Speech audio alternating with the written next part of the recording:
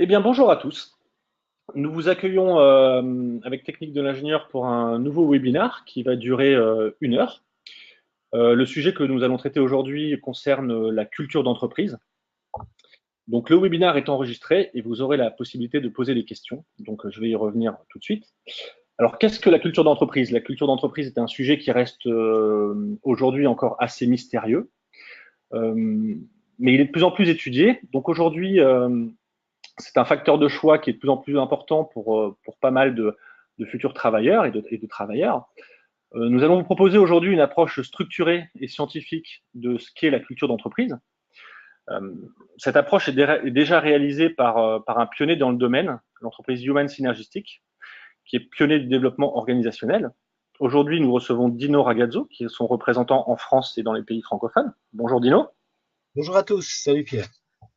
Dino, vous êtes également fondateur du cabinet Expertise Conseil.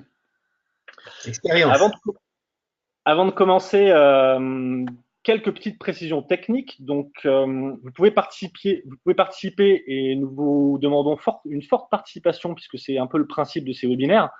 Donc, vous pouvez participer au webinaire en répondant aux petites questions que nous vous poserons via l'onglet questions qui est sur l'interface GoToWebinar. Donc, comme je l'ai dit avant, la séance est enregistrée, donc vous pourrez retrouver a posteriori la vidéo de ce webinaire sur le site des techniques de l'ingénieur. Et enfin, si vous avez n'importe quel problème technique, problème de son, problème de vidéo, même principe que pour la participation, vous me le dites dans la zone question, surtout dites-le moi dans la zone question, et j'essaierai de résoudre vos problèmes et de vous proposer la meilleure qualité possible. Et d'ailleurs, à cette fin, je vais enlever ma webcam et je vais laisser Dino en webcam pour qu'on ait le maximum un son de la meilleure qualité possible. Voilà, j'en ai fini, on va commencer tout de suite. Dino, je vous laisse la parole. Ok, merci Pierre. Le webcam, c'est risqué, hein, mais bon, on verra. Hein. Si on a un souci de bande passante, on sacrifiera mon image, qui n'est pas absolument indispensable et fondamentale dans la présentation. Donc, bonjour à tous et à toutes. On va passer cette heure ensemble.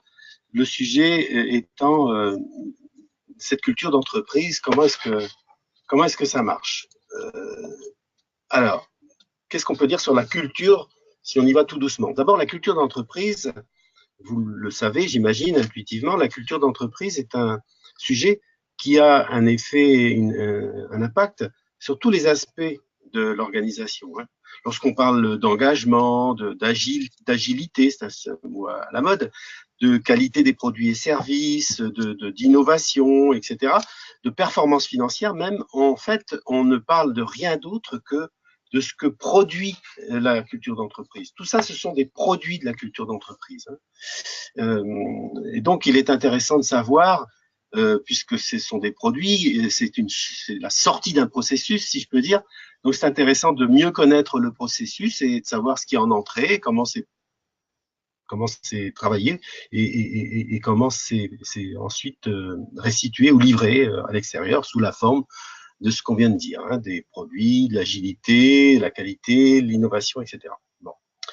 Il est intéressant aussi de noter que, évidemment, si je veux être maître de la qualité, de l'agilité, de tous ces outputs de l'entreprise, eh bien, il est intéressant, important que les entreprises s'attachent davantage à suivre de façon méticuleuse et continue l'évolution de la culture au jour le jour, parce que comme vous allez pouvoir le voir, elle n'est pas figée, elle peut changer, elle change la culture d'entreprise. Évidemment, je ne vous livre pas de grands secrets encore à ce stade non plus, mais vous savez très bien que ceux qui ont la capacité, ceux qui sont en capacité de transformer la culture d'entreprise, c'est avant tout ses dirigeants et son leadership. Mais on aura l'occasion d'approfondir ce sujet-là. Donc, les analyses, les mesures de culture d'entreprise, parce que ça se mesure, et je vais vous le démontrer, eh bien, les mesures de culture d'entreprise peuvent servir à toute une série de finalités, comme par exemple accompagner le changement organisationnel, identifier des cultures, comment dirais-je, identifier et comprendre pourquoi certaines cultures sont plus performantes que d'autres. Prenons, je sais pas moi, vous pouvez avoir plusieurs magasins de retail, certaines régions marchent mieux que d'autres. Pourquoi? Alors qu'elles ont les mêmes ressources à leur disposition, qu'elles ont le même cadre de travail. Pourquoi est-ce qu'il y en a certaines qui s'en tirent mieux que les autres? Bien, voilà. Pareil, on peut donner des exemples de cultures différentes. Certains restaurants vont utiliser les mêmes ingrédients pour nous présenter leur production, mais comment ça se fait que, bien qu'ils utilisent les mêmes ingrédients, c'est mieux dans certains restaurants que dans d'autres? Il y a bien des raisons qui sont à chercher, pas seulement dans la qualité des produits qui sont dans l'assiette. Voilà, l'analyse et le suivi de la culture d'entreprise peut également et a été utilisé pour faciliter des alliances stratégiques et des fusions entre organisations.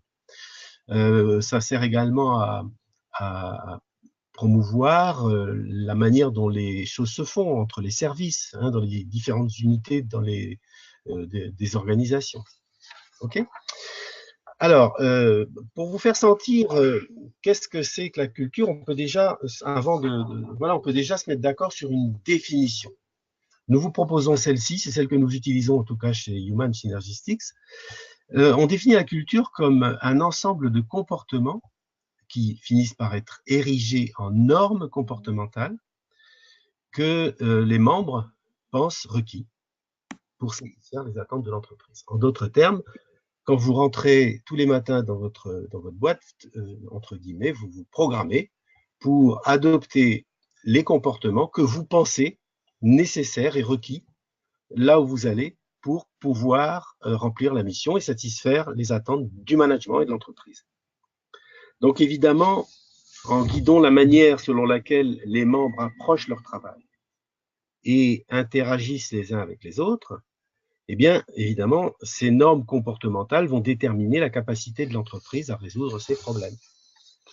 Alors, qu'est-ce qu'on peut avoir comme normes comportementales au niveau intuitif, celles qui nous apparaissent le plus simplement à l'esprit?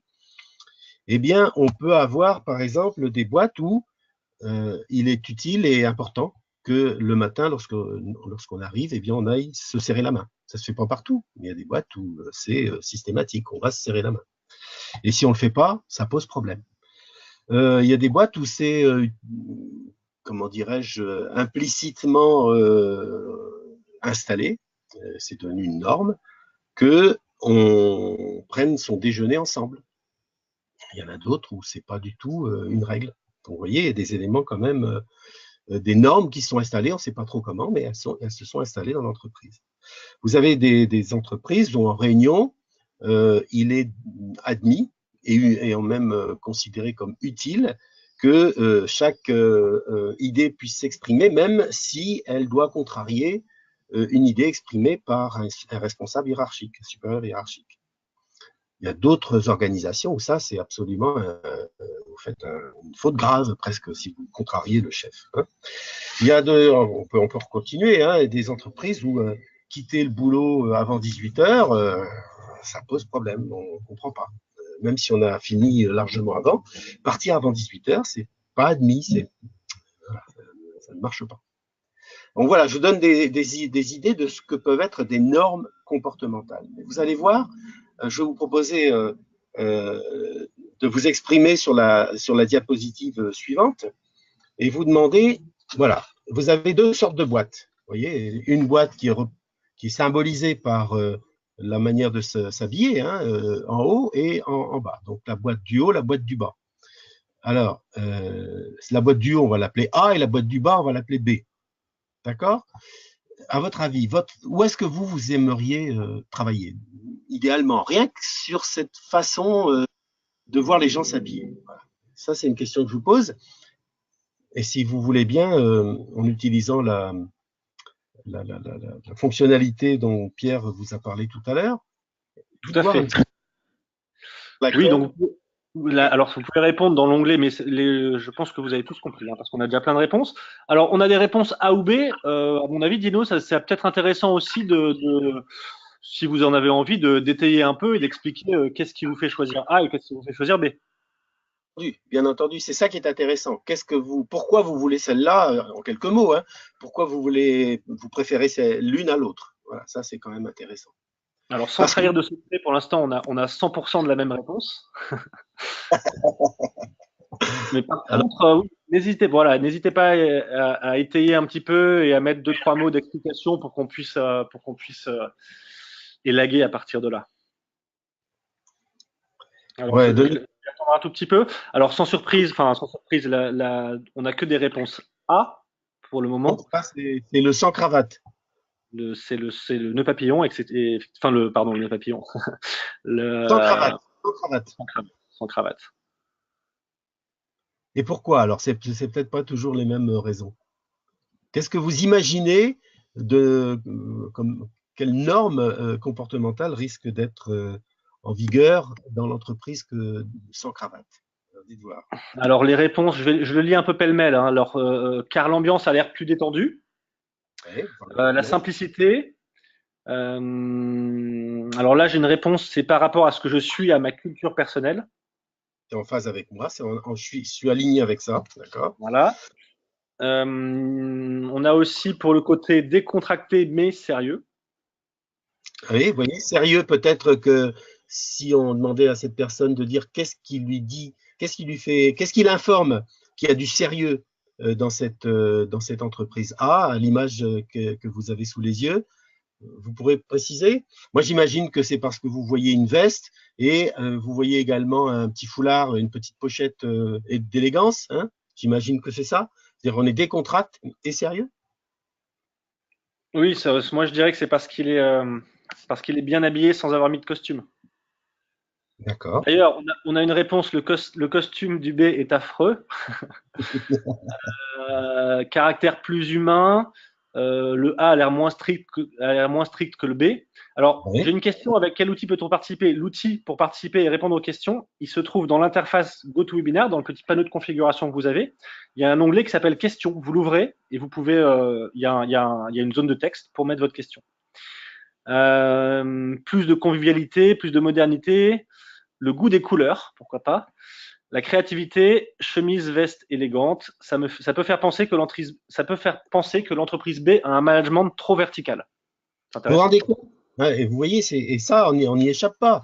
Quand on arrive dans une boîte ou dans un environnement nouveau, on fait obligatoirement ces interprétations et on fait déjà ces schémas. Et donc, effectivement, pour certains d'entre nous, on va se sentir plus proche et plus à l'aise dans un contexte que dans l'autre. Et donc, vous voyez, il y a déjà des normes qui vont s'installer. Évidemment, si vous choisissez d'aller travailler dans la boîte B alors que vous êtes plutôt A, je pense que vous allez tôt ou tard devoir investir dans une cravate. Hein, ça, c'est presque sûr. Pour pouvoir être accepté dans cette boîte, pour pouvoir être conforme aux autres. Hein. Alors C'est pas Dino, une... Oui, ouais, Pierre. Dino, excusez-moi. J'ai quelques commentaires intéressants. Il est à noter qu'on ne peut observer que la culture observable de l'entreprise sur cette Oui, photo. oui, Et certes, enfin, j'ai deux, trois commentaires qui me disent qu'effectivement, même si la photo du haut a l'air plus conviviale, moderne, etc., que celle du bas, la photo du haut a un côté bobo, comme on dit. C'est répété oui, plusieurs fois, qui oui. fait que ça peut aussi être, comment dire, générer une certaine forme de repoussoir, on va dire. Oui, oui, oui, mais toutes les cultures ont, comment dirais-je, elles ont fabriqué leurs normes. Hein, donc, effectivement, peut-être qu'en haut, il faudrait aller plus loin. Mais déjà, on a une première impression et une première appréciation d'un certain nombre de choses qu'il convient de faire en matière de présentation pour pouvoir être accepté. Et peut-être plus loin, dans sa façon de s'exprimer, peut-être il va falloir changer ou s'adapter de manière différente selon les deux cas de figure. Alors, on continue sur votre idéal. Voilà. Dans quelle boîte vous préférez bosser?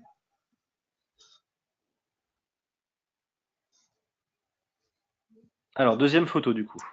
Alors, celle du haut, c'est toujours la A, celle du bas, c'est toujours la B. D'accord.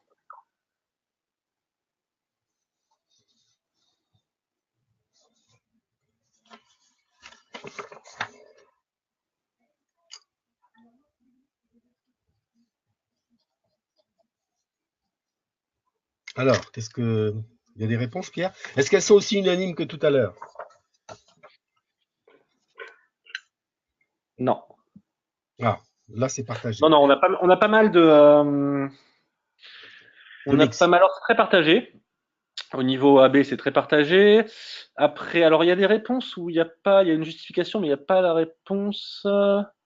Si, voilà. Alors pour la réponse A, sentiment de liberté d'organisation et d'autonomie. J'ai aussi une réponse A parce que je n'aime pas les open space.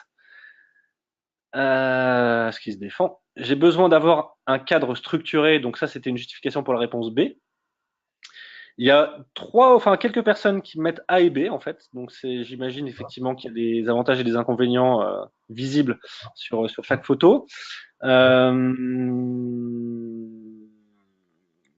le A a l'air plus créatif, donc ça revient beaucoup. Le B paraît plus structuré. Il y en a pas mal aussi qui mettent ni l'un ni l'autre. Le A fait penser à une structure horizontale. D'accord. Le B, ah voilà, ça c'est assez drôle. Le B correspond à un environnement pour personnes plus âgées que le A. Alors je sais pas si c'est par rapport aux personnes sur les photos. Oui, Aucun des deux. on nous donne quelques détails là-dessus, ça c'est intéressant, oui. Ouais, C'est plus ringard, c'est ça? ouais, je pense. Tout a l'air en désordre là, sur la A comme sur la B, ni l'une ni l'autre. D'accord, d'accord. Ok. Cloisonnement, il y a isolement dans les deux situations. Oui. J'ai Euh, entendu j'ai entendu que autonomie était plus appliquée à la photo A qu'à la photo B. oui, mais par contre, le côté isolement revient sur les deux photos. Et effectivement, il y a isolement et oui, oui, on est d'accord. Individuel, hein, quelque chose d'individuel. Ok, donc si je reviens sur la précédente, je peux dire qu'aujourd'hui, les auditeurs de technique de l'ingénieur là se reflètent plus facilement sur l'image du haut que sur l'image du bas. Et donc j'ai bien fait, entre parenthèses, et toi aussi Pierre, de ne pas mettre de cravate. Et sur, sur cette image-là, eh bien, c'est mitigé. Ce qui ressort, donc, c'est sentiment plutôt de solitude, hein, si j'ai bien compris sur les deux. Donc voilà, ça c'est des normes qui pourraient en découler, hein. Donc c'est quand même intéressant de savoir que il y a des règles non écrites hein, qui s'installent et qui vont permettre aux individus de savoir plus facilement ce qu'ils doivent et ce qu'ils ne doivent pas faire, et plus facilement de ce qu'ils doivent attendre les uns des autres lorsqu'ils interagissent, hein. Tout ça, ça s'installe sur des hypothèses communément partagées, hein, des croyances, des valeurs communément partagées sans nécessairement les expliciter. Donc c'est comme ça que s'installe une culture. Alors, je vous rappelle la définition que je vous avais donnée de la culture, c'est ensemble de comportements érigés en normes comportementales. Donc si on mesure la culture, il faut commencer par mesurer ces fameux comportements, puisque ces comportements qui se transforment en normes, justement, c'est ce qui va nous permettre, en les détectant, de d'écrire et de définir quelle est la culture courante dans l'entreprise. Alors pour ce faire, chez donc Human Synergistics, nous avons cet outil que nous appelons l'inventaire de culture d'entreprise. Et cet outil, effectivement, a pour objectif de mesurer et de présenter d'une façon très synthétique, sur le circonflexe que vous voyez à droite, donc de présenter les résultats de cette analyse. Donc à chaque fois, une culture, ça se présente sous la forme d'un diagramme circulaire avec des parts de tarte qui sont repérées par leur position horaire et qui décrivent chacune une norme comportementale. D'accord? Certaines normes sont constructives, ce sont celles qui sont bleues. Certaines normes sont dites agressives, défensives, ce sont celles qui sont en rouge. Et certaines normes sont dites passives, défensives, ce sont celles qui sont en vert. Si vous avez des questions, parce que je n'ai pas l'intention de détailler très précisément le circonflexe, c'est juste pour que vous sachiez une culture, ben voilà, là, je vous présente le profil de culture d'une entreprise. Voilà, ça aura ce look-là qui, au premier regard, peut nous dire déjà, ben, dans cette boîte, on encourage très fortement les normes constructives et on n'encourage pas particulièrement les normes défensives, ni agressives, ni passives. Ça marche? Donc voilà, première chose, ça se mesure, on mesure les normes, comportementales à partir de questionnaires que l'on présente à tous les participants de l'entreprise ou à un échantillon représentatif. Ils répondent à ces questions et à partir de ces questions, on peut déterminer l'intensité de telle ou telle norme, comme vous voyez ici. Hein, ce sont des intensités qui sont présentées. Plus il y a de la couleur, plus la norme est intensément développée dans l'entreprise.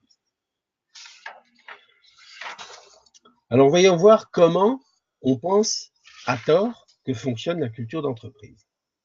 Tout le monde a vu dans les grosses boîtes, beaucoup de boîtes, on a vu tous des valeurs qui sont affichées, travailler ensemble, être focalisé sur le client, priorité au client. Enfin, vous voyez, on a tous vu ces normes-là. Et donc, évidemment, on s'imagine que normalement, les comportements, eh bien, ils sont en phase avec ces normes. Hein. Normalement, c'est ce qu'on pense. Donc, vous voyez, il y a des normes qui sont définies de manière idéale. C'est le circonflexe que je vous présente à gauche, donc, qui comporte, qui est le résultat de postulats, de valeurs communes, etc. Donc, c'est une espèce de culture idéalement attendue, une culture idéale. Et puis, à partir de, si on est en phase entre les valeurs et la philosophie, la mission, les objectifs, la stratégie, etc., en principe, eh bien, nous avons des comportements, ici, ce sont des comportements, qui sont exactement identiques à ceux qui sont idéalement souhaités. Focalisation sur le client, respect, travail d'équipe, voilà. Hein, on veut ça, on a ça. Et on s'imagine que ça fonctionne comme ça. Et donc, évidemment, cette façon de procéder produit un certain nombre de résultats au niveau des personnes, au niveau des équipes et au niveau de toute l'entreprise.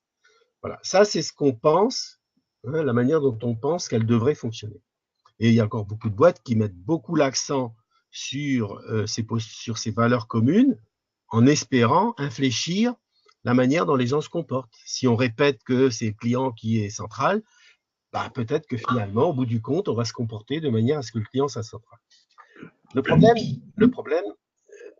vous m'interrompez à tout moment, hein, n'hésitez pas. Le problème, c'est que ça ne marche pas comme ça. Ça ne marche pas comme ça. La réalité, elle est toute différente. La réalité, c'est que c'est pas, vous le savez intuitivement, ce ne sont pas les normes qui déterminent, ce ne sont pas les valeurs qui, en général, oui, Pierre. Je vous interromps juste une seconde.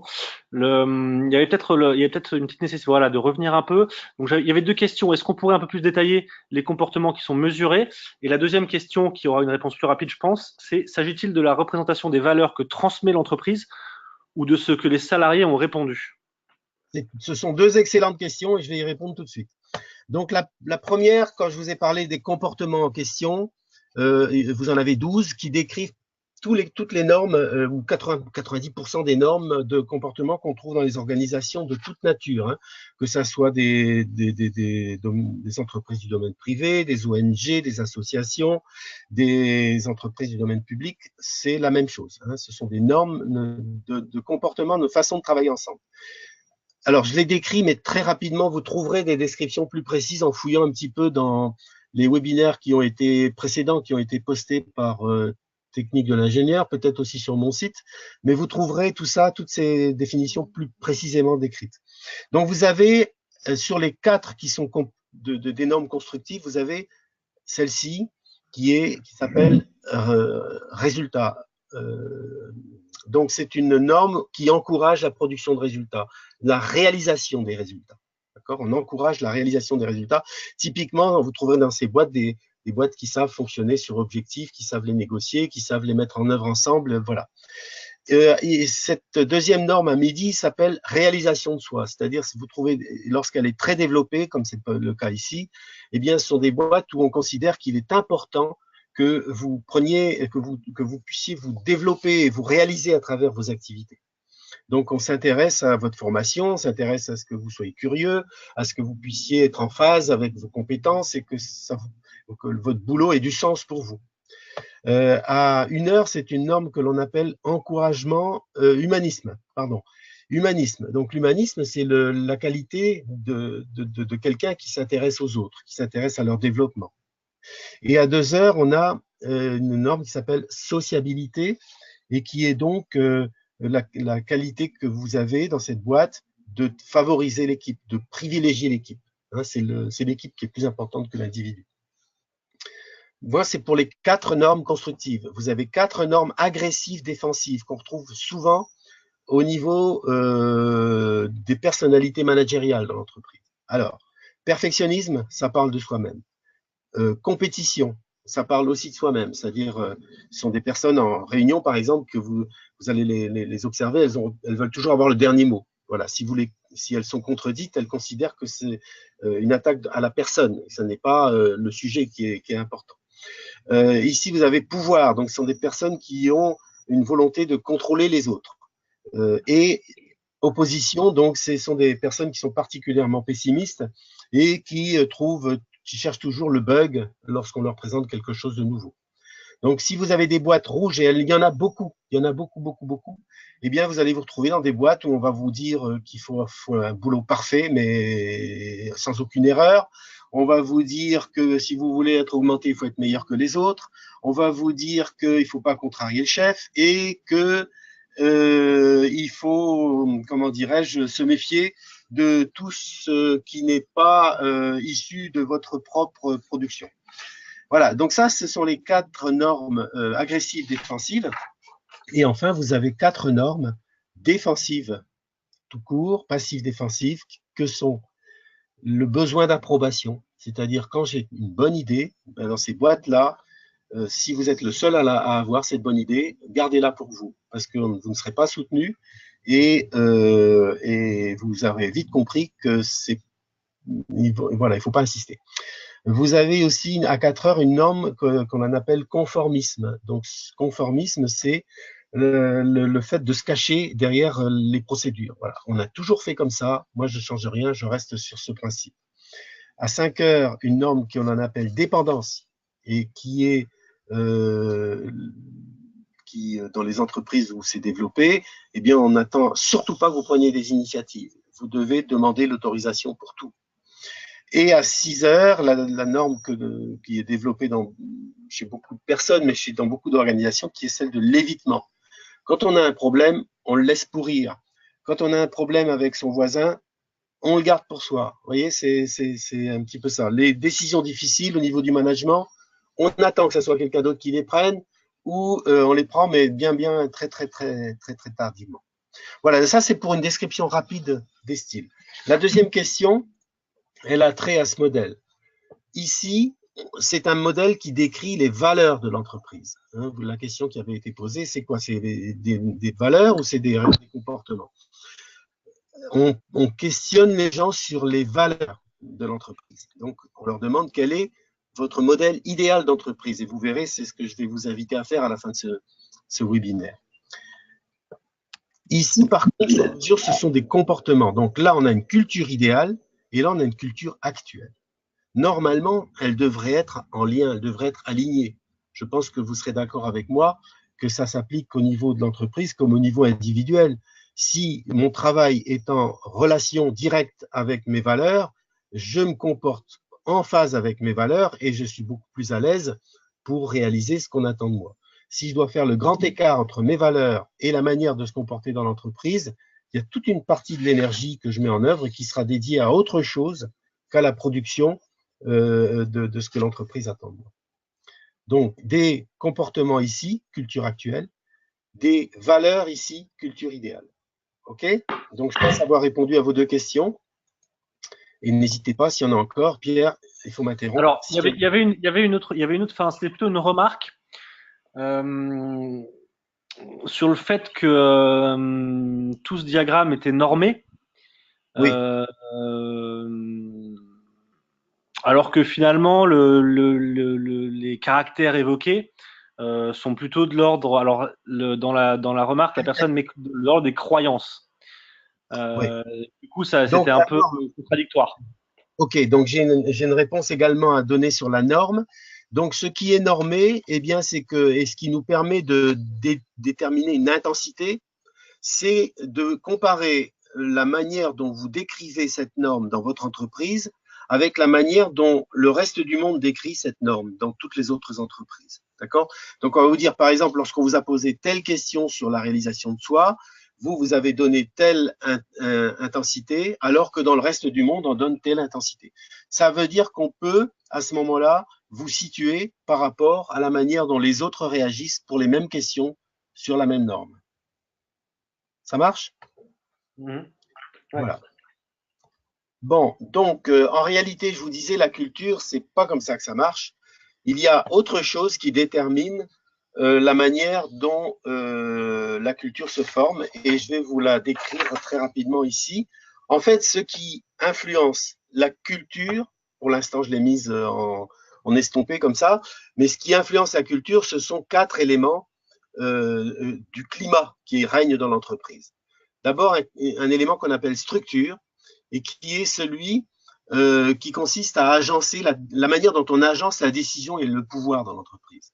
Est-ce que vous êtes dans une boîte où c'est l'anarchie, ou est-ce que vous êtes dans une boîte où c'est plus la démocratie? Est-ce que vous êtes dans une dictature? Vous voyez, c'est un petit peu sur ce modèle.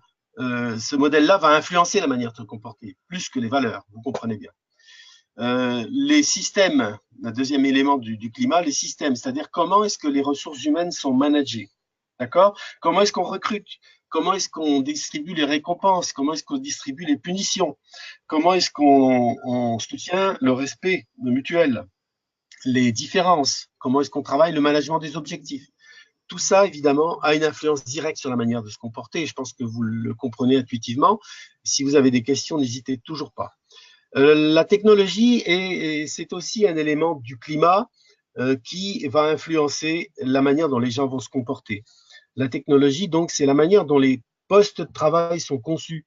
Hein, les fonctions, les rôles, est-ce qu'ils offrent autonomie, variété, impact, est-ce qu'il y a de l'interdépendance? Voilà, tout ça, est-ce que je sais dans la manière dont mon poste est défini, est-ce que je suis en mesure moi-même d'évaluer ma contribution à la mission de l'organisation. Donc tout ça, ça joue sur la manière de se comporter ensemble. Et enfin, le dernier point, eh bien, c'est l'aspect compétences relationnelles, donc tout ce qui est communication et leadership dans l'entreprise, la manière dont ça s'exerce, évidemment, a un rôle déterminant aussi sur la manière de se comporter tous ensemble. Alors pourquoi j'ai mis ça en fort et ça en estompé? Juste pour faire un petit aparté. Beaucoup d'entre vous ont probablement sont soumis à ces études de climat tous les ans, tous les 2 ans dans leurs organisations. Pour vous en rappeler la teneur, ce sont des questions où on vous demande si vous avez bien compris la mission de l'entreprise, si le management vous convient, si l'environnement de travail vous convient, si le travail d'équipe est satisfaisant, si vous comprenez les objectifs qu'on vous a fixés, si la stratégie vous est claire, etc. Donc, toutes ces questions-là, ce sont des questions qui permettent à la direction des ressources humaines de mesurer le climat social. D'accord? Elle permet de mesurer le climat social et de savoir, à travers vos réponses, si vous allez vous transformer ou pas en gilet jaune dans les mois qui suivent. D'accord? Donc, c'est juste pour l'entreprise, pour la direction des ressources humaines, un moyen de savoir si la paix sociale peut être préservée. OK? Mais elle ne présage, si on s'arrête à ça, on sait que ça a une influence sur la culture, mais si on s'arrête à cette analyse-là, eh bien, ma foi, on ne sait pas comment nous interprétons ces éléments et comment on les traduit en comportement. Donc, je voulais juste mettre l'accent là-dessus. Une analyse de climat, ce n'est pas une analyse de culture. Une analyse de climat ne permettra pas de savoir si les gens développent des comportements constructifs, passifs ou agressifs. Je pense que vous le comprenez. On peut très bien avoir parfaitement compris sa mission. Le management peut vous convenir plus ou moins et être dans une boîte qui risque de fermer ses portes dans le trimestre qui suit. hein, mais ce n'est pas un critère de performance le fait d'être satisfait de ces structures. Bien, alors, je vous ai également parlé, je vous ai dit que la manière dont on se comporte, eh bien, ça produit des résultats. Et dans la presse, comme vous l'avez vu, hein, on trouve environ 1000 articles par an hein, sur la culture dans la presse d'expression française. Et on va retrouver, par exemple, des gens qui vont parler de culture orientée client, de culture de l'innovation, de culture de croissance, de culture du commercial, d'une culture de la qualité, d'une culture de la sûreté, d'une culture orientée client. Enfin voilà. À chaque fois que vous verrez ces termes-là, moi je vous invite à revenir sur ce modèle parce que en fait, on vous parle de ça. Voilà. Et personne n'est capable de vous expliquer comment on y aboutit. D'accord? Donc, il y a tout ce modèle-là qu'il faut avoir en tête pour savoir comment développer ou renforcer tel ou tel output, telle ou telle production de la culture, parce qu'évidemment, la manière de jouer sur les outputs, c'est de jouer sur cette culture. Et donc, pour jouer sur cette culture, il faut jouer sur ces éléments. Ça va, ça vous parle? Donc, rappelez-vous, ça, c'est comment elle fonctionne réellement. Les valeurs, les hypothèses partagées, c'est la culture idéale. Les facteurs causaux, c'est-à-dire tous les éléments qui vont vous permettre de transformer la culture d'entreprise, donc ces fameux facteurs causaux qui ont une influence considérable sur la manière dont les gens se comportent, et la culture actuelle, donc la manière dont je traduis ces facteurs causaux, et les résultats qui sont produits, donc culture de l'innovation, de la qualité, etc. OK? Donc, vous commencez à le comprendre intuitivement. Pour que ce système soit à son optimum, pour que ces productions soient à leur optimum, eh bien, il est nécessaire, vous le comprenez, d'aligner tout ça. C'est-à-dire que les structures, les systèmes, la technologie, les compétences doivent être en phase avec les valeurs. Okay? Si on arrive à faire ça, à ce moment-là, effectivement, les comportements seront conformes aux valeurs. Et c'est tout la difficulté et c'est tout le boulot des gens qui s'occupent d'accompagnement du changement. Un exemple concret, comment une culture fonctionne réellement. Voilà, donc toujours pareil, imaginez, hein, il y a un modèle idéal. Et puis, supposons que, au niveau des structures, vous soyez dans une culture plutôt dictatoriale, donc il y a une forte hiérarchie. Qu'au niveau des DRH, on fonctionne plutôt en mode punition qu'en mode récompense. Qu'au niveau de la description des fiches de poste, eh bien, ce sont surtout des tâches sans intérêt, tout est planifié, tout est écrit, vous êtes presque des robots, il y a une faible autonomie, et avec par-dessus le marché une très mauvaise qualité de communication. Eh bien, ça mis ensemble va vous développer une culture de cette forme-là, de ce profil-là. C'est-à-dire, c'est une culture où tout le monde a compris qu'il faut avant tout assurer ses arrières. Hein, et donc, on travaille, tous les comportements qui sont développés sont des comportements qui sont axés sur des besoins de sécurité. D'accord? Évidemment, ça a une conséquence. Ça veut dire que au niveau individuel, je suis pas bien, je suis dans la peur, le plus souvent dans l'insécurité. Est-ce que je serai encore là? Est-ce qu'ils vont pas me virer? J'ai beaucoup de conflits, déclarés ou non déclarés, problèmes de motivation, parce que finalement, ça n'a pas beaucoup de sens, tout ça, et de stress. Ça, c'est ce qui risque d'être une production de cette culture-là. Vous avez aussi, au niveau des équipes, au niveau des groupes, au niveau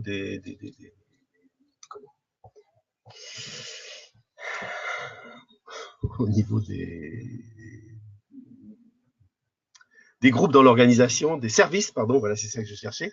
Vous avez fonctionnement par silos qui peuvent arriver, une certaine arrogance et une certaine insolence, une certaine, comment on va dire ça, compétition entre les services, voilà, avec des gens peut-être qui se croient plus intelligents et plus forts que d'autres. Hein. Donc, c'est typiquement ce qui peut se produire. Et au niveau de l'organisation tout entière, ce genre de culture-là, eh bien, évidemment, elle vous déconnecte du marché. On ne s'intéresse pas au marché ici, on s'intéresse à soi. On s'intéresse à protéger ses arrières. Donc, pas mal de conflits sociaux, parce qu'on ne cherche pas tous à protéger nos arrières de la même manière. Le management, la direction, les salariés, les hommes, les femmes, on n'a pas forcément tous façon de se préserver. Évidemment, donc des catastrophes environnementales et médiatiques, tout ça c'est possible. Donc vous voyez, tout ça sont des résultats de cette forme de culture qui est influencée considérablement par ces facteurs-là. Et si je veux changer les comportements et améliorer la sortie, là, eh bien, vous comprenez bien qu'il faut que je travaille sur tous ces points, ou sur ceux qui sont particulièrement critiques. Alors vous allez me dire, mais comment je sais ceux qui sont critiques? Eh bien, ces outils que nous vous proposons vont vous permettre de vous benchmarker par rapport au reste du monde. Et on vous dira, bah, attention, parce qu'au niveau hiérarchie, dans votre boîte, vous êtes dans le 10e centile, c'est-à-dire que les autres boîtes pratiquent beaucoup moins comment dirais-je, le modèle hiérarchique que vous. Hein. Donc voilà, ça vous permet de vous situer et de savoir quels sont les domaines sur lesquels vous allez pouvoir jouer, donc avoir des leviers pour accompagner le changement. OK? Ça va, Pierre? Il y a des questions? Est-ce qu'on est bien là? Non, non, alors il y avait une question sur, on est très bien. Il y avait une question sur mais vous y avez un peu répondu. C'était sur le diagramme justement. Est-ce que finalement le fait qu'on parle d'une entreprise publique ou qu'on parle d'une entreprise privée, est-ce que ça remet pas en cause finalement la lecture du diagramme, sachant que finalement une entreprise publique, un service public, pardon, œuvre dans l'intérêt général, alors qu'une entreprise privée œuvre avec une culture plus commerciale, orientée sur des résultats économiques, etc., etc. Mais c'est un peu enfin, vous y avez un peu répondu tout à l'heure, déjà, il me semble. Bon, ben, n'hésitez pas à réintervenir si vous voulez plus de précision là-dessus. Voilà. Euh, donc, il y a des bugs, il y a des culture bugs. Hein. Il y a, par exemple, le premier exemple que j'ai montré, c'était celui-là, c'est-à-dire les valeurs et les comportements sont pas alignés. Donc ça, c'est le propre de beaucoup d'entreprises. D'accord? Donc, ce qui détermine surtout la culture, ce sont ces facteurs de climat, et ces facteurs de climat sont influencés par attendez, je ne voudrais pas aller trop vite. Si c'est ça qui compte plus que ça, c'est probablement à cause des ressources et des demandes. Je m'explique. Des boîtes où vous avez des ressources inefficientes, c'est-à-dire peut-être des qualifs pas adaptés, des moyens discutables, limités, des compétences insuffisantes. Évidemment, ça va jouer sur le management, sur les fiches de poste, etc. Donc, ça influence terriblement le climat et les comportements et les sorties. Mais des boîtes aussi où ce qui compte, c'est le court terme. Vous voyez, donc si c'est les opportunistes ou les court-termistes qui comptent, évidemment, ça influence énormément la manière de manager, la manière de concevoir les postes, la manière de gérer les ressources humaines et la façon dont le pouvoir est organisé. Et évidemment, si c'est le court terme qui commande, on risque de développer des cultures extrêmement défensives. Il y a aussi d'autres cas de déconnexion de culture, c'est lorsque le message qui est envoyé ici ne correspond pas à la réalité qui est là. Par exemple, on peut vous dire, dans les valeurs, qualité avant tout. D'accord? Et alors qu'en réalité, au niveau du management, on vous dit, tu te dépêches, il faut que ça soit rapide, que c'est la rentabilité qui est prioritaire et que on soit à moindre coût. Alors évidemment, vous avez cette déconnexion parce que c'est pas conforme à ce qu'on vous demande. Hein. Vous avez des entreprises où, par exemple, on va vous dire ici, là, au niveau des valeurs idéales, c'est la collaboration, c'est le travail d'équipe qui commande. Mais en réalité, vous vous apercevrez que dans cette boîte, eh bien, les entretiens annuels, les entretiens d'évolution se font surtout, on mesure surtout votre performance individuelle. Donc, on vous dit ici, c'est l'équipe qui compte, mais vous êtes récompensé sur votre performance individuelle. C'est clair que ça va avoir une influence considérable sur votre façon de vous comporter dans cette boîte. Vous aurez vite compris que si vous voulez une rallonge, vous avez peut-être plus intérêt à suivre ce qui est récompensé que ce qui est, comment dirais-je, déclamé sans plus d'importance que ça. Voilà, un troisième exemple de déconnexion de culture, c'est lorsqu'ici on vous dit soyez des entrepreneurs, hein, réfléchissez par vous-même, prenez des décisions par vous-même, et vous êtes dans une structure extrêmement hiérarchisée. Alors, évidemment, ça fait une déconnexion. On ne suit pas ça, on suit ça. J'espère que je... Allez, vas-y Pierre. Je me permets. Oh, c'est vrai qu'on peut se tutoyer.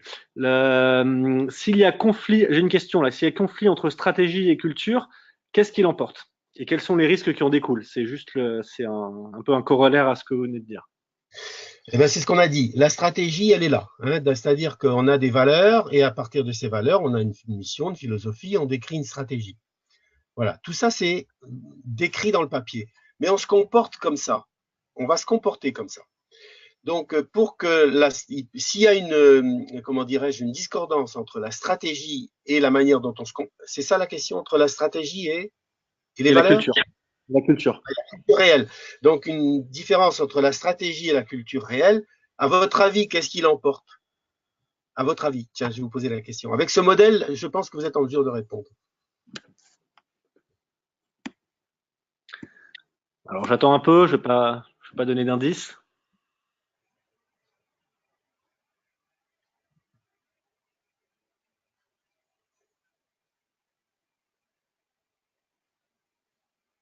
Alors on a quand même beaucoup de réponses sur la culture, on va dire. Alors attendez, juste j'attends d'avoir au moins une dizaine de réponses.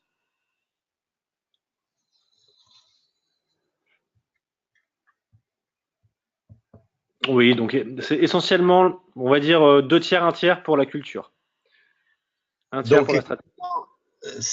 on se comporte comme on a compris qu'il fallait se comporter.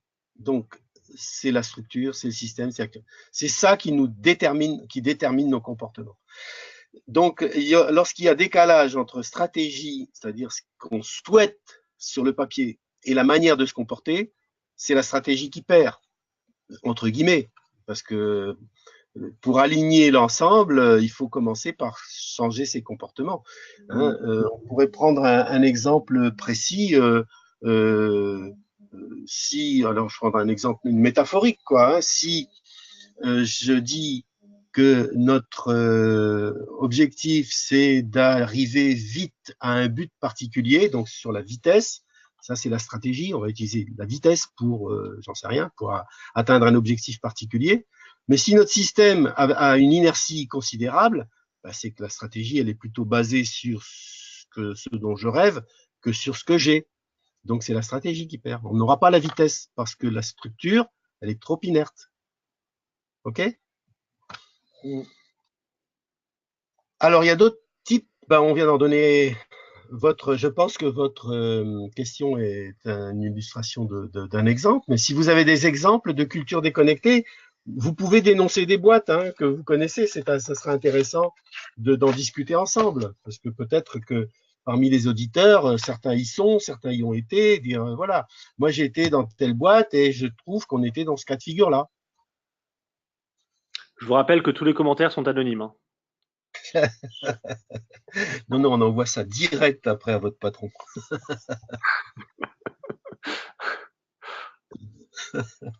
C'est une façon intéressante d'ailleurs, parce que si jamais, et si d'aventure, comme j'espère, d'autres personnes viennent écouter ce webinaire par la suite, bah, voilà, de savoir que certains d'entre nous, ayant passé dans cette entreprise, estiment qu'elle est encore dans ce cas de figure-là, ou qu'elle était dans ce cas de figure-là à cette époque.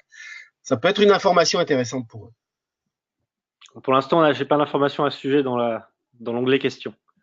Bon, donc ça, c'était culture déconnectée. Si ça vous vient, n'hésitez pas. Culture déconnectée.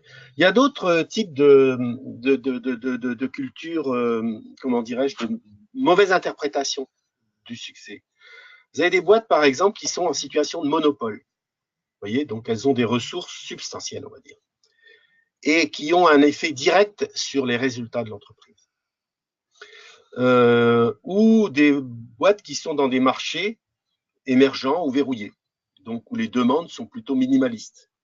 Évidemment, ça a un effet direct sur la performance de l'organisation.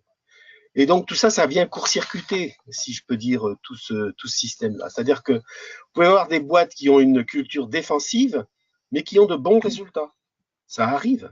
Je suis sûr que si on continue à discuter ensemble, vous ne manquerez pas de me donner des exemples. Des boîtes qui ont des cultures défensives et de bons résultats. Et dans ces boîtes-là, les managers vont vous dire que c'est grâce à leur façon de manager. Vous voyez, c'est-à-dire, vous voyez, non, mais venez pas nous dire que c'est pas comme ça qu'il faut faire, puisque on est successful. voyez. Donc, à ce titre, enfin voilà, ici je mettrai, mais pardonnez-moi si c'est un gros mot, mais je mettrai certains services publics ici, parce que voilà, ils peuvent être dans cette situation-là. J'ai aussi, peut-être certains d'entre vous ont connu des boîtes comme Usinor, des entreprises comme Usinor, ben voilà, c'était un petit peu des boîtes qui avaient d'énormes ressources, un marché assez peu concurrencé, et ma foi, qui avait des résultats satisfaisants, jusqu'à ce qu'un nouvel entrant arrivent avec des méthodes différentes, avec peut-être d'autres structures, d'autres systèmes, d'autres machins, et qui ont réussi à leur piquer des parts de marché, et puis ma foi, qui ont fini par avaler ce gros mastodonte qui était Usinor. Des exemples, des boîtes à dénoncer? Alors, oui, la Poste, quand on parlait de service public. La Poste, point d'interrogation, donc je ne sais pas trop ce que ça veut dire. Amazon, point d'interrogation. Pas certain que les salariés de Renault soient motivés par les derniers événements, pardon. Je pense que ça peut avoir un effet sur la culture de l'entreprise. Ouais. Voilà, il y a d'autres questions, mais je pense qu'on peut les garder pour la fin de la présentation parce qu'elles ne sont pas directement reliées à ce qu'on dit maintenant. Mais voilà. Ok, on pourrait effectivement considérer que la Poste est peut-être encore un peu dans ce cas de figure-là. Moi, je la verrais peut-être plus dans ce cas de figure-là encore aujourd'hui, ou les deux. C'est en train de changer, hein, parce que le marché est en train de s'ouvrir quand même. Hein. Donc évidemment, les demandes, elles se diversifient, les gens, enfin, elles sont plus minimalistes. Et bon, et les ressources, bah aussi. Et la Poste commence aussi à avoir des soucis avec les ressources. Donc Alors, peut-être elle serait adhérer plus dans ce modèle-là, vous voyez, je de vous interromps. déconnexion. Oui, Pierre. En gros, il y a une remarque très intéressante qui nous dit qu'à la Poste, on a une filiale dénommée Géopost a été mise en Oui. place avec pour but de développer une nouvelle culture autour de la bienveillance. Voilà, moi je ne savais pas. Et bienveillance, je vous le rappelle encore une fois, hein, c'est là que ça se passe. Donc ça veut dire bienveillance, c'est la manière de se traiter les uns les autres au niveau individuel. Ben, c'est bien de le déclarer, mais il y a tout un aspect à traiter en amont pour pouvoir aboutir à la bienveillance. Ça ne se décrète pas comme ça. Vous êtes d'accord? Bienveillance, c'est à la sortie. Donc il faut traiter tout ce qu'il y a devant pour pouvoir favoriser cette bienveillance. Et probablement qu'il faudra jouer sur la structure, c'est-à-dire la manière dont le pouvoir est réparti, la manière dont les gens sont traités et récompensés, la manière dont les postes sont définis et la manière dont on traite les gens et dont on manage les gens dans cette entreprise. Vous voyez, donc il y a tout ça qui va jouer sur la manière dont on va se comporter et qui va encourager la bienveillance, c'est-à-dire un comportement humaniste et de réalisation de soi essentiellement. Vous voyez, avec ce modèle, on peut vraiment travailler de manière, comment dire, un peu plus scientifique, enfin un petit peu plus rigoureuse. On peut vraiment parler de culture d'entreprise, on peut vraiment parler de façon plus rigoureuse de ce sujet, ce qui n'est pas toujours le cas dans la littérature ou dans ce qu'on entend tous les jours. Dernier exemple, c'est celui du contournement culturel, c'est-à-dire que ça, aucune importance. Aucune importance. Voilà, ce qui détermine les résultats, c'est tout ce qu'on a mis en place ici, en structure, en système, en technologie, en compétences. Que vous soyez rouge, vert ou bleu, aucune importance. Les résultats figurent au niveau des sorties, d'accord? Donc, des exemples là-dessus? Moi, j'en ai deux. Enfin, j'en ai, oui, deux que je peux nommer, mais moi, je vois essentiellement là-dessus des entreprises comme Uber ou comme Enron dans le temps, surtout des boîtes de prestations de personnel, où la manière dont les gens se comportent dans cette boîte précise n'a pas d'effet sur les résultats. Et donc, à ce titre, et pardon si je les cite, je verrai des boîtes comme Altran, comme Assystem. S'il y en a qui viennent de ces boîtes-là, c'est le moment de réagir. Vous pouvez me donner vos commentaires. Ça va? Ça va. Bon, j'attends la fin de la présentation peut-être parce qu'il est déjà quasiment 15 heures, donc on va terminer la présentation. Je vous transmettrai quelques questions après, mais on va peut-être terminer la présentation. Très bien. Donc, je vous rappelle, pour que ça fonctionne correctement, ce qui est important, c'est que tout ça soit aligné. Si mes valeurs et si je veux que mes comportements soient conformes à mes valeurs, alors je dois aligner tous ces éléments avec mes valeurs, avec la philosophie, avec la mission, avec la culture idéale. Et intuitivement, je vous le répète, on peut le comprendre, ça marche aussi bien au niveau individuel qu'au niveau de tout un ensemble ou d'un groupe. Hein, si vous-même vous êtes en phase avec vos valeurs tous les jours à votre lieu de travail, eh bien, ma foi, vous allez beaucoup plus pouvoir trouver de la satisfaction dans vos activités et moins avoir besoin de faire le grand écart ou de vous protéger. Donc, vous allez développer à travers la satisfaction, vos besoins de satisfaction, vous allez donc développer essentiellement des comportements constructifs.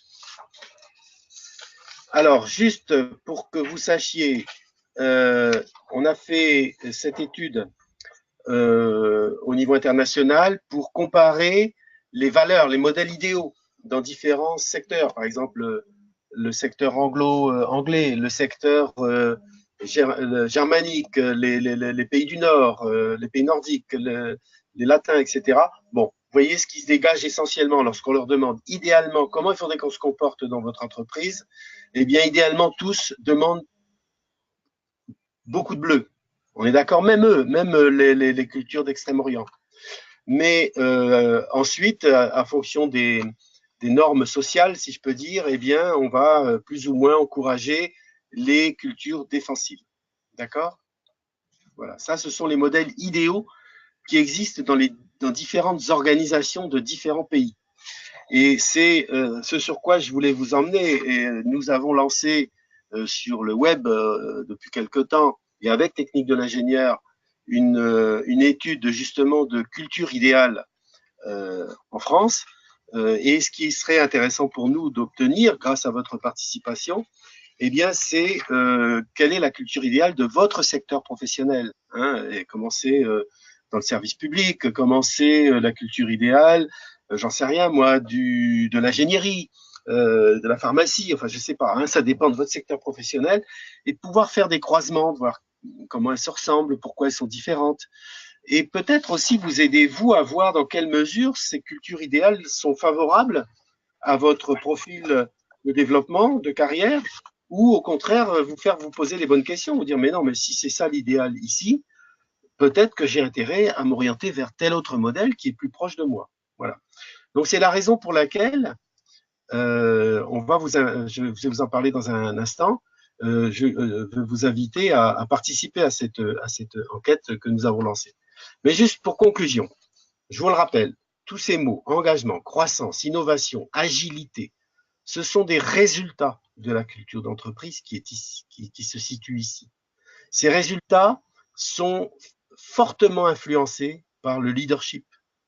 D'accord? Le leadership, le management ont un rôle essentiel sur la manière dont les gens vont se comporter.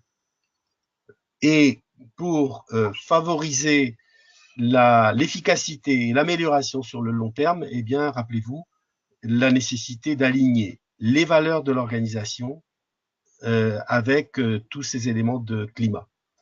Rappelez-vous ça, c'est très, très, très important.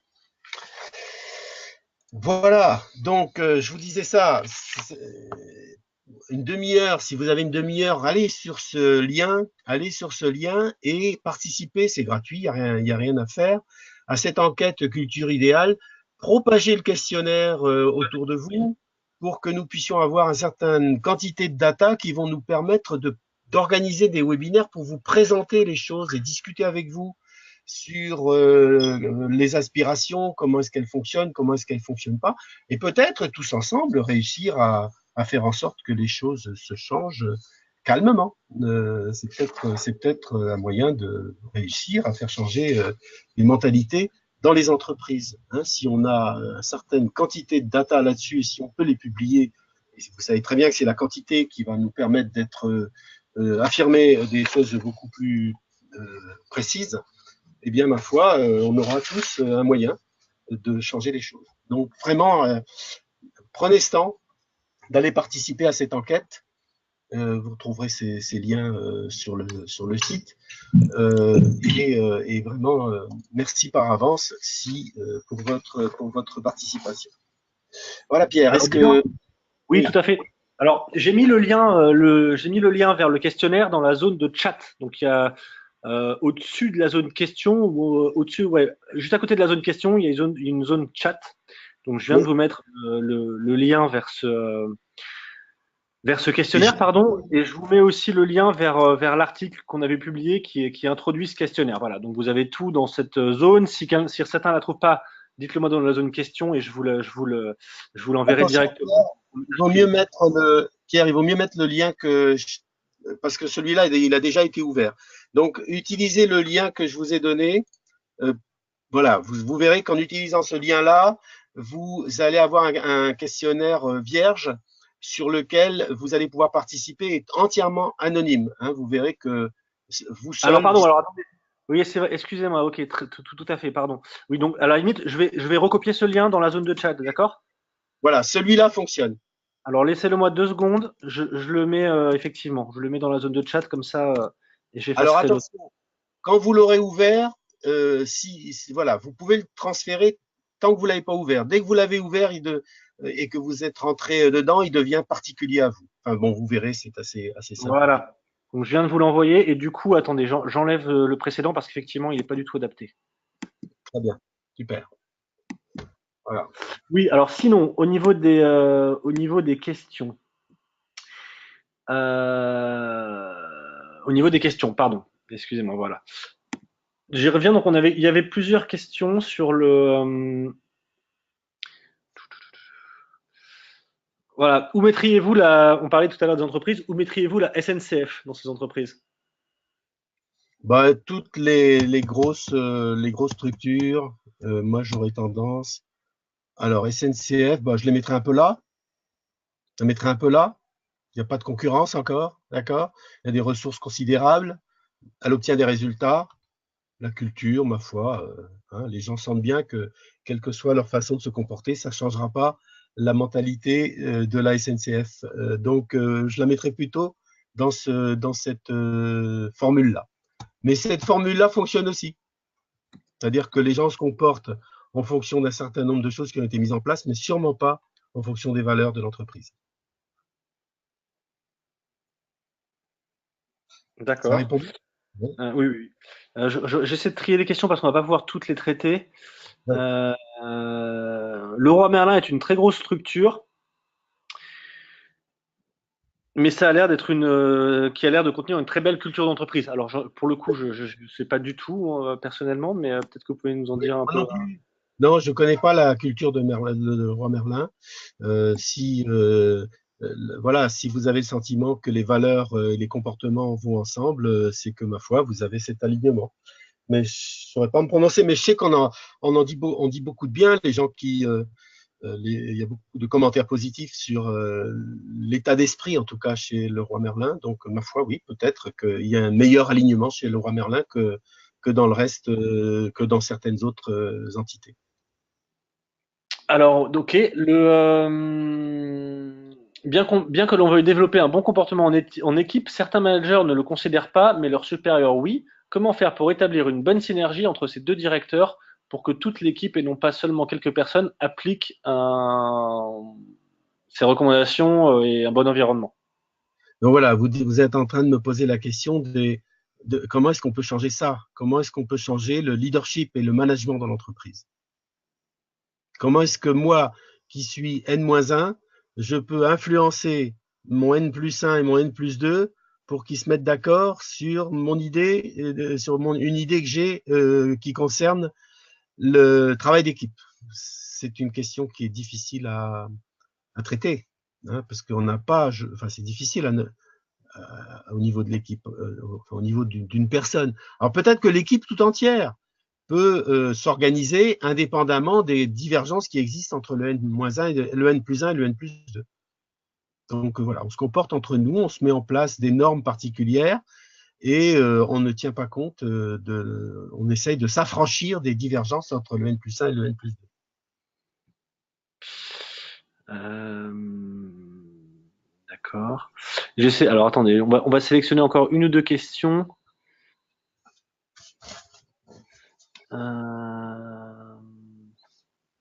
Est-ce que je peux vous demander, Dino, de. Alors attendez, peut-être juste une chose.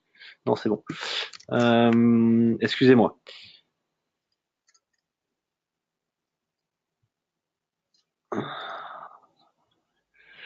Quels sont les principaux leviers pour changer de culture dans une organisation publique? Alors, tous les leviers sont là. Sincèrement, tous les leviers sont là. Donc, lorsque vous intéressez à cette analyse-là, un outil qui s'appelle Inventaire de l'efficacité de l'organisation, on va vous présenter une quarantaine de leviers sur lesquels vous allez pouvoir travailler pour améliorer la culture d'entreprise. Et ces 40 leviers, vous allez pouvoir vous benchmarker par rapport au reste du monde. Donc, vous saurez sur quel axe vous êtes plus fort que les autres entreprises et sur quel axe vous avez intérêt à vous développer.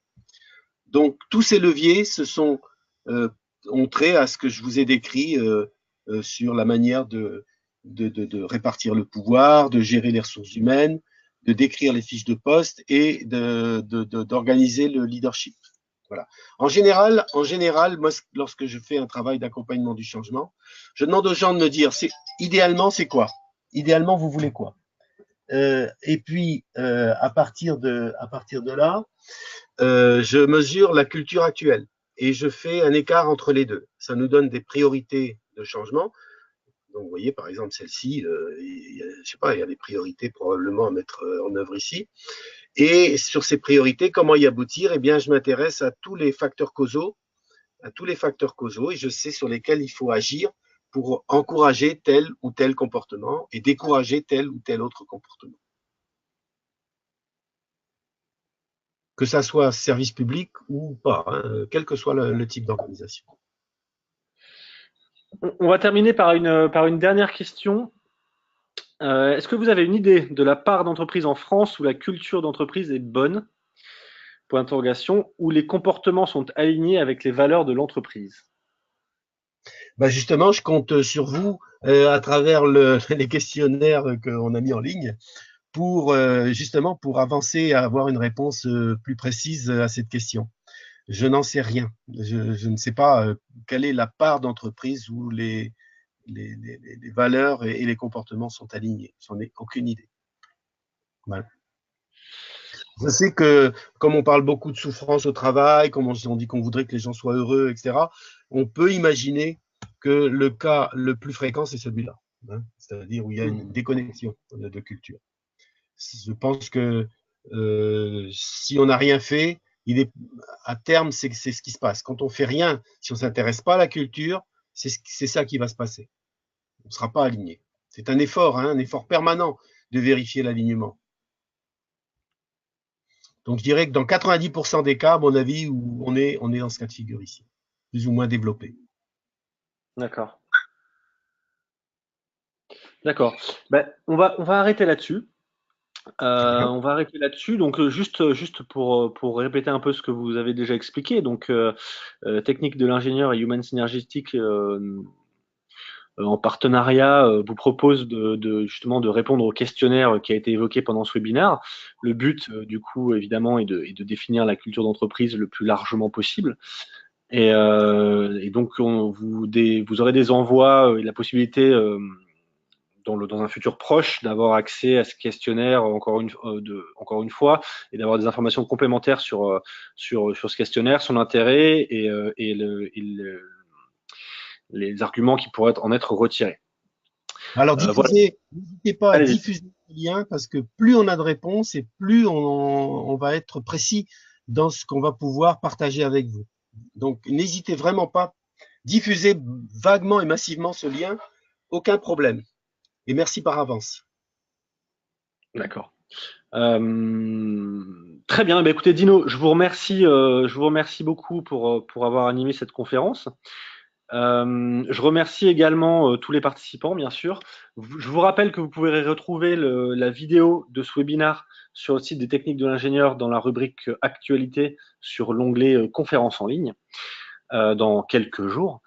Et je vous donne rendez-vous très bientôt pour un prochain webinaire sur le management et la culture d'entreprise, puisque ce questionnaire va être accessible pendant plusieurs mois, puisque l'intérêt, évidemment, est de compiler le maximum de résultats pour pouvoir avoir une interprétation la plus fine possible.